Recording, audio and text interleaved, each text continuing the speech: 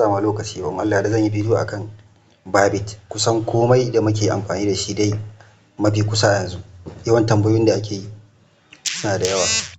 Farko za mu fara da yanda mutum idan abu ya shigo cikin Bybit ɗin shi, yanda mutum zai ɗauka address. Yanda mutum zai ɗauka address na koma menene in dai zaka tura ko a cikin exchanger ko wani abu. Duk wani abu da zaka yi da Bybit, in dai mutum yana so abin nan ya kalla bidiyon nan tun daga farko har ƙarshe. Da farko abin da mutum zai fara yi, idan mutum na so ya ga profile ɗin shi ko UID, ya fara shiga nan wajen. Muka dawo baya nan wajen inda hoto yake a saman nan wajen ga wannan abun ina scroll ɗin shi, mutum ya shiga. Farko ga UID a nan wajen, ga UID ɗinka, a nan za ka ga UID ɗinka, ka ɗauke shi ka yi duk abin da za ka yi da shi.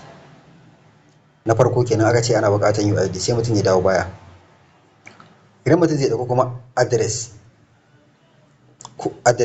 na koma menene, ko address ko memo ko wani abu makamancin haka, in za ka tura abu ko za a tura maka abu, to abin da za ka yi shine ka fara shiga deposit. Ga deposit nan, idan ma deposit ɗin bai nuna ma a nan ba a cikin Bybit, in deposit bai nuna maka ba, ka shiga mo, wannan mo ɗin za ka shiga. Kana shiga mo za ka ga wasu options a nan, ga su nan da yawa a nan, sai ka zaɓa kai duk abin da za ka yi. Ga deposit na a nan, ni ne na mai da nawa sama. Sannan sai mu dawo baya. Idan ka shiga deposit, haka misali, mutum ya shiga deposit, a yi haƙuri bidiyon nan fa zai yi tsawo saboda tambayoyin sun yawa ne. To idan mutum aka yi guda ɗaya aka tura wa mutum, to ko yaya ne zai gane duk abin da ake nufi. Idan aka shigo nan, duk abin da kake so ka ɗauka address ɗin shi, kawai sunan shi za ka shiga sacin ka yi, ko menene ka shiga nan. Misali ga sacin nan a sama, bari mu rubuta BNB, ba BNB a nan, bari mu rubuta BNB. Gashi nan ga BNB ya fito mana. Muna shiga cikin BNB za mu ga address ɗinmu da koma menene. Gashi nan BNB, gashi nan ya nuna mana. Haka muka koma baya, misali duk abin da muke so muka shiga deposit za mu ga duk wani address. Kawai sacin za ka yi, kana yin sacin. Misali card, kana shiga card ya buɗe ma, sai ka danna wajen ton ɗin nan. Kana danna ton ɗin nan shikenan, magana ya ƙare. Za ka ga address ɗinka na card.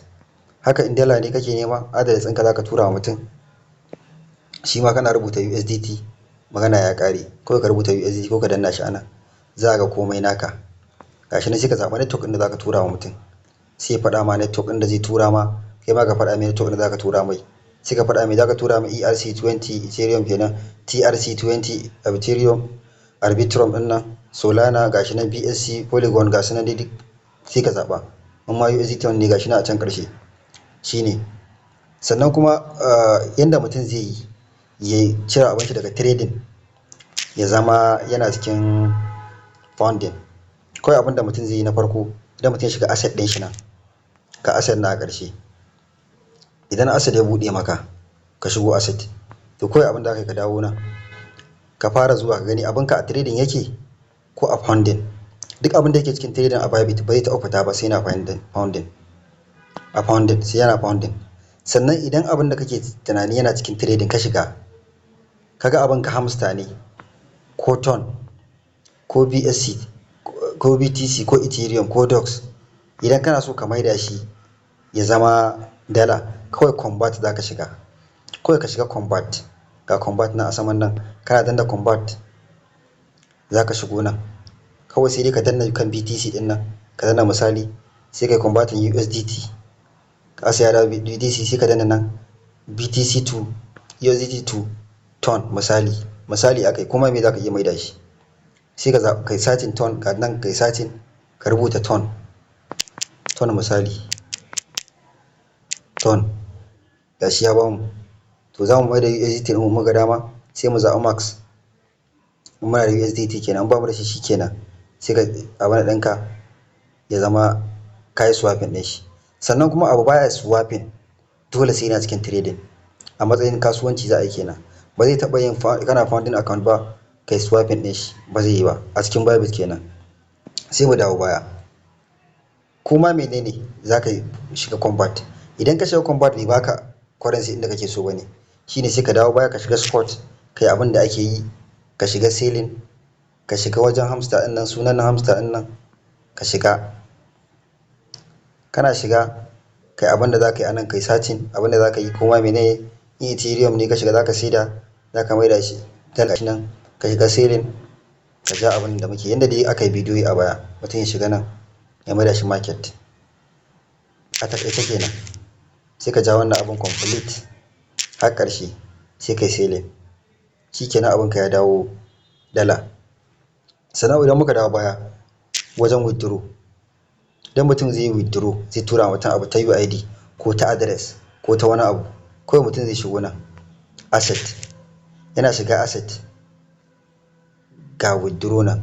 Na manta inda mutum zai maida abin shi daga funding ya dawo, daga trading ya dawo funding, kawai mutum zai shiga transfer, gashi nan transfer anan transfer, kana shiga transfer ga abuna yana cikin funding, in daga dama kawai zan danna abin tsakiyar nan ya swapping ya dawo trading ya dawo funding, in yana trading ne kawai abin tsakiyar nan zaka danna zai juya ma shi, ka danna abin tsakiyar nan zai juya ma shi, shikenan daga unified trading ya dawo funding sai ka zaɓa, in ma nan ne zaka iya zuwa ka shiga ka zaɓa, ka gane, kun gane, sai mutum ya shiga nan max abin da zai tura ko ma menene ya maida shi kaza zuwa kaza, shine kawai idan mutum ya danna max.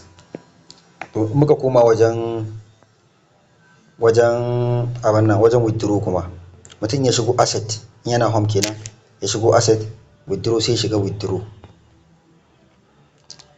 In ka shigo withdraw haka dole idan kana da asset kana da ko menene duk abin da ka san kana da shi yana nuna maka ya yi maka appearing a can kan home ɗinka ba gan shi anan ba kuma dala ne ko wani abu, to lallai baka da shi, yana cikin trading ne, ka je ka maida shi cikin trading, a maida shi trading shine.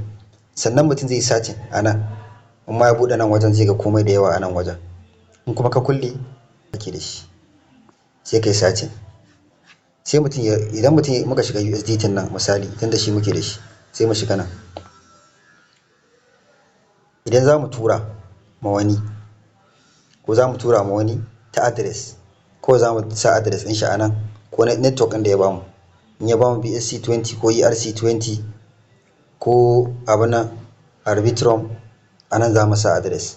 Network sai mu zaɓa a nan, mu shiga network mu zaɓa network ɗin da ya bamu, ya ce mana gashi nan shi ya turo mana sai mu sa a nan, sai mu dawo baya sai ka zaɓi amount a nan wajen, amount a nan wajen, amount a nan sai ka zaɓi abin da kake da shi, misali sai mu sa max, misali ba mu zaɓi network ba ne sai mun zaɓi network, mun zaɓi waye zai ba wannan max ɗin zai buɗe mana, in abin da za mu tura gaba ɗaya ne mu danna max, abu ba zai taɓa turawa ba sai na cikin funding account, sai na cikin funding, sai mutum ya shiga withdraw ya tura abu. In kuma mutum bai taɓa saitawa ba sai ya saita Google Authenticator, wannan kuma bayani ne mai zaman kanshi. Idan kuma mutum ta UID zai tura ko ta email ko ta phone number sai danna transfer, internal transfer, mutum sai shiga internal transfer gashi nan a sama ga on chain ga internal transfer. Kuma shi ta UID in za a tura abu dole sai Bybit to Bybit, ba zai yiwu ka tura mun abu ta UID ba ta Binance to Bybit ko ta Bitget to Bybit ko kuma Get.io to Bybit ko KuCoin to Bybit, dole sai Bybit to Bybit, shine suke sa 0 fees anan, 0 fees, ba sa taɓa komai, ba sa taɓa komai. Anan ga email ga mobile ga UID, duk wanda ka sa anan ka tura abu zai tafi, amma an fi amfani da UID, mafi yawa muna amfani da UID ne. Sai mutum ya sa UID da aka tura mai anan, ya sa amount, ya danna max ɗin nan, duka abin da zai tura zai tafi. Ga withdraw sai mutum ya withdraw a nan wajen, a tabbata yana cikin funding, a tabbata yana cikin funding. Shine kawai takaitaccen bayani akan Bybit kenan. Duk wanda kuma yake neman bayani to wannan kuma abu ne daban, amma dai wannan duk wani abu da mutum yake so sani in Allah ya daina cikin wannan bidiyon sama ba sai mutum ya san komai gaba ɗaya ba, amma iya dai tura abu a turo ma ka tura, in Allah ya yarda wannan ba, in Allah ya yarda daga nan dai mutum ya san yadda zai insha Allah. To Allah ya taimaka.